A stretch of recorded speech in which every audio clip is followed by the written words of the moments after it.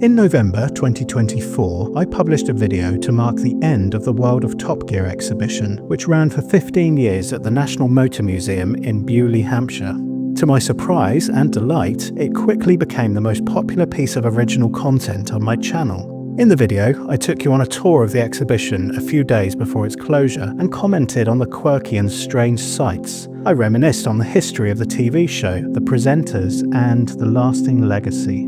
If you didn't see it, there's a link in the top right corner of the screen, as well as in the description below. It's been really interesting to read all of your comments on that video. Many of you shared your memories of the exhibition, while others were disappointed to have only just learned of its existence and will therefore never get a chance to visit. Almost everyone expressed their sadness that it's gone forever, myself included. Unsurprisingly, there's been a lot of questions asked surrounding the future of the cars which were on display. What will become of them? Where are they now? As interesting as the comments section has been, it's been contradictory at times. Some have stated that all of the cars have already been crushed, while others have suggested that they're being preserved. I decided to publish this follow-up video as there have been some developments in this ongoing story in recent days.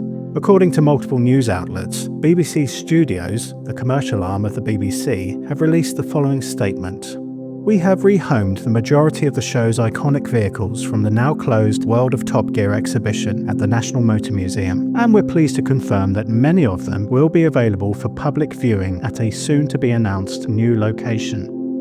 This is the news many of us have been hoping for, but it's bittersweet, as some of the iconic vehicles haven't survived. It seems that they were considered too far gone to be restored. Among these were the Fiat Panda stretch limousine and Mini Cooper ski jump car, as well as the Caravan airship. These particular cars were displayed outside for many years, and you can see in my video how the elements took their toll, especially on the Mini. It's very sad, but not surprising really. Jeremy Clarkson, a former presenter of Top Gear, recently expressed his thoughts on the demise of these cars. I'm sad that many have been destroyed.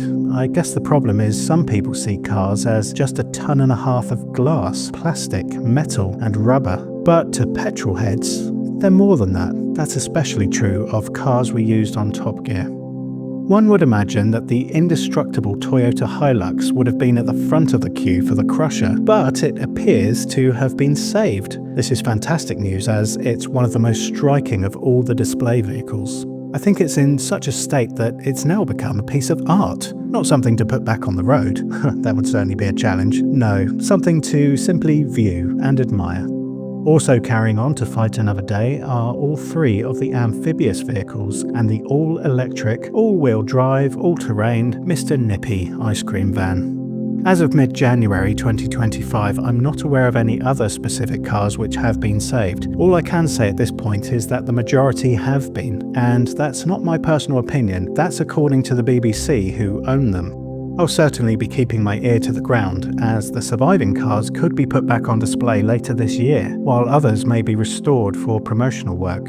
It will be exciting to find out where they ultimately end up. And if you're wondering if you can reach out to the BBC and buy one of these iconic vehicles, don't bother. Former Top Gear and Grand Tour producer Richard Porter recently wrote on X, "They can't be sold, even for charity, for various reasons. Not least liability." And on that bombshell, I'm Stuart McLachlan, but you can call me that guy in the Firebird. Thanks for watching.